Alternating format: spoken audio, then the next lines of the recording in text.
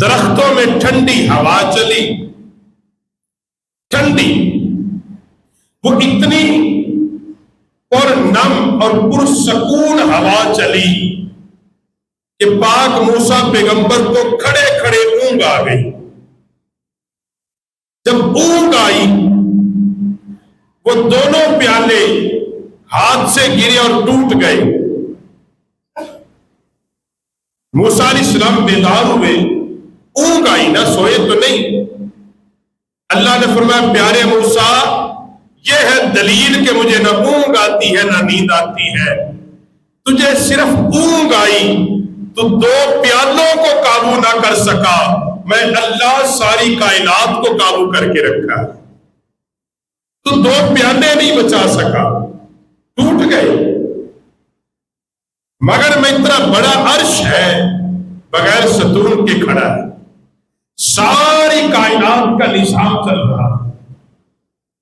اللہ کے ایک ہونے کی دلیل یہ ہے، اب پوری دنیا کے انسان دیکھ لیں، اربوں انسان بستے ہیں، اربوں انسان، ایک رب ہے، اس نے سب انسانوں کی ساخت ایک جیسی بنائی، ساخت ایک جیسی ہے، پہچان الگ الگ ہے۔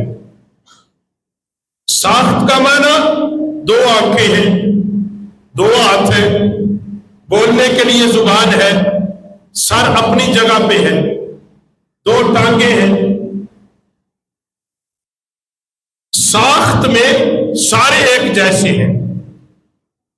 انسان اگر کوئی دوسرا رب ہوتا تو بھئی اس نے بھی تو کوئی اپنی پہچان کی مخلوق بنانی تھی نا، یا نہیں بنانی تھی؟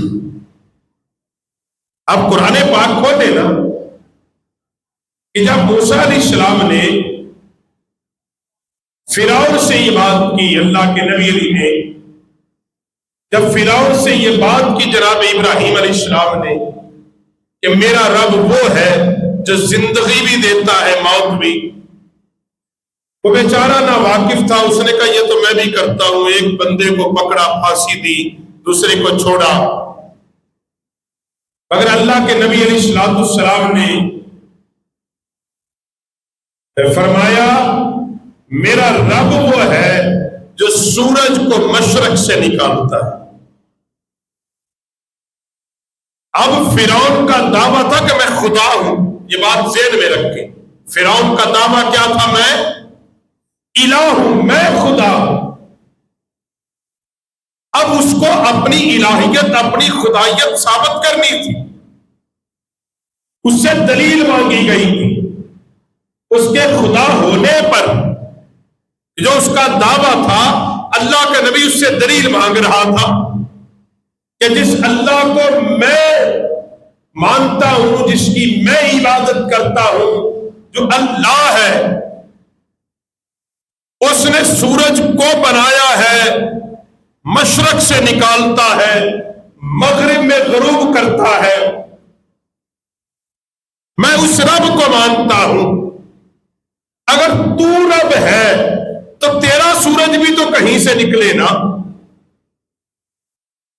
تیرا سورج بھی کہیں مغرب سے نکل، یا تیرے اندر خدائی طاقت ہے، سورج کو مغرب سے نکال۔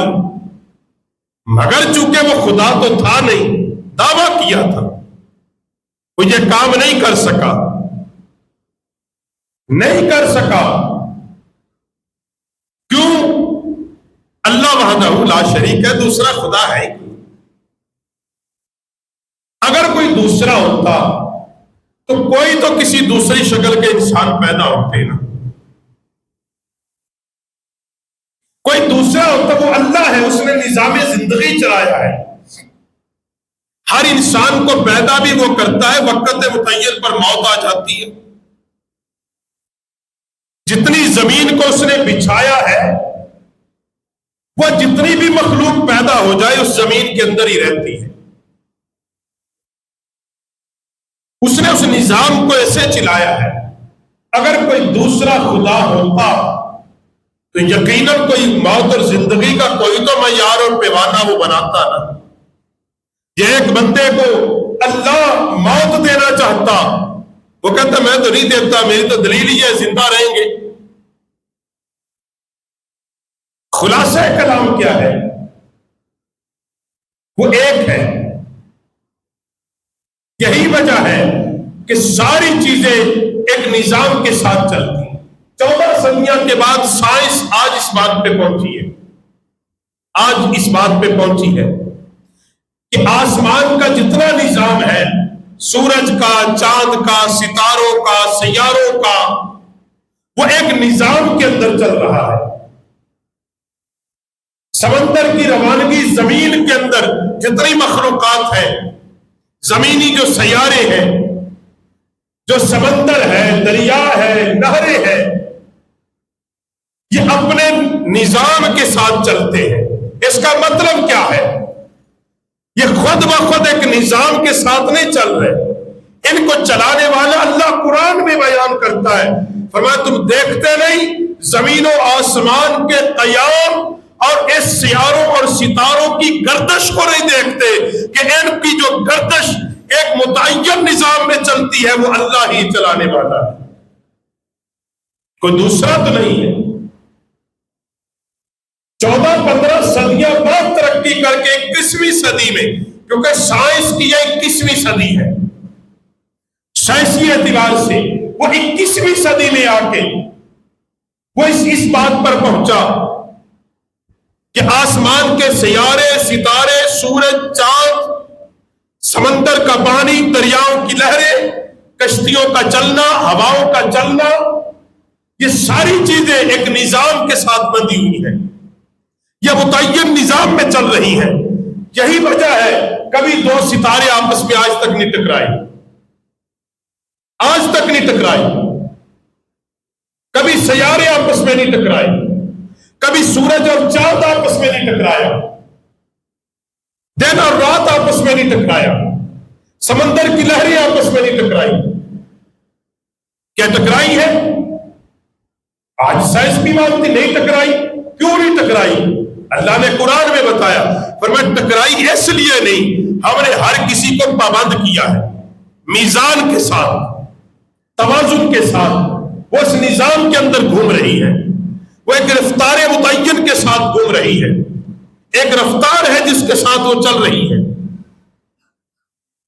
اور یہی اللہ کے ہونے کی دلیل ہے۔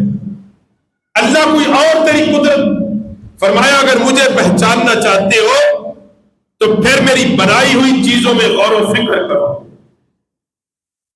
امام شافعی سے یہ بات پوچھی گئی، اللہ کی پہچان کس میں ہے؟ فرمایا جو امام غزالی علیہ رحمہ سے پوچھا گیا، اللہ کی پہچان کیسے ہو، کیسے پتا چلے اللہ ہے، کیسے پتا چلے اللہ ہے؟ فرمایا اللہ کی تخلیق میں غور و فکر کرو، تم اللہ کے قریب ہو جاؤ۔ اللہ کی بنائی ہوئی چیزوں میں غور و فکر کرو، اللہ کی تخلیق میں غور و فکر کرو، اللہ کے قریب ہو جاؤ گے۔ کیونکہ قرآن کہتا ہے تدبر کرو، بار بار اللہ قرآن میں کیا کہتا ہے؟ انسان کیا تو غور و فکر نہیں کرتا میری بنائی ہوئی چیزوں میں؟ میری نعمتیں کھاتا ہے، اناج کھاتا ہے، پھل کھاتا ہے، کھانا کھاتا ہے، گوشت کھاتا ہے، انار کھاتا ہے، لازوال اور لامتراہی نعمتیں کھانے کے باوجود اے بندے تو کیسے اپنے رب کا انکار کرتا ہے؟ تو کیسے اپنے رب کا انکار کر رہا ہے؟ کون ہے جو تجھے لاتعداد نعمتیں دے رہا ہے؟ جواب کیا ہے؟ اللہ ہے۔ جواب کیا ہے؟ اللہ۔ اللہ کی قدرت کی ہے کہ کسی میڈیکل طور پہ، میں ضمناً ایک بات آئی میں آپ کو یہ بتا دیتا ہوں، ایک بچہ وہ کہیں گرا بیچارہ اور اس کو یہاں چوٹ لگی آنکھ کے حصے پہ۔ اب بظاہر اس کی آنکھ دیکھنے میں بالکل ٹھیک تھی، اس بیچارے کی بینائی چلی گئی، بینائی چلی گئی۔ اب والدین تھے وہ لے کے بھاگے آنکھ والے ڈاکٹروں کے پاس، بڑے بڑے आला डॉक्टरों के पास। अब उन्होंने कहा कि बात यह है कि जब बच्चा गिरा है ना, ये पीछे दो बाल से भी बारीक दो पट्टे हैं, वो टूटे नहीं, वो फिस गए हैं, फिसे हैं, जिसकी बुनियाद पर रोशनी आंख से चलेगी। मजीद उन वालिदैन ने जब तहकीक की, डॉक्टरों के पास गए, का इलाज इसलिए नहीं, वो बाल से बारीक है। का करते क्या थे? कौन में से एक पट्टा आंख को रोशनी फराहम करता था, आंख को रोशनी, देखने की कुव्वत, और दूसरा पट्टा यह करता, जब आंख देखती थी, जो उसकी लज्जत और सरूर वो दिमाग को पहुंचाती थी। जब आंख देखती है, एक तासुर लेता है इंसान, महसूस करता है दिमागी तौर पर ये कैसी चीज है, यानी खूबसूरत देखे दिमागी तौर पे महसूस करता है, बदसूरत देखे तब भी। तब वो आंख के पीछे बाल से बारीक पट्टा है, एक रोशनी देता है, दूसरा उस लज्जत को दिमाग तक पहुंचाता है। कब वो फिस चुके हैं, दोनों फिस गए हैं, इसलिए रोशनी नहीं जाती। का कोई इलाज इसका, कोई ऑपरेशन, कोई दवाई? का उन्होंने एक ही जवाब का ये अल्लाह की कुदरत से मुमकिन हो सकता है।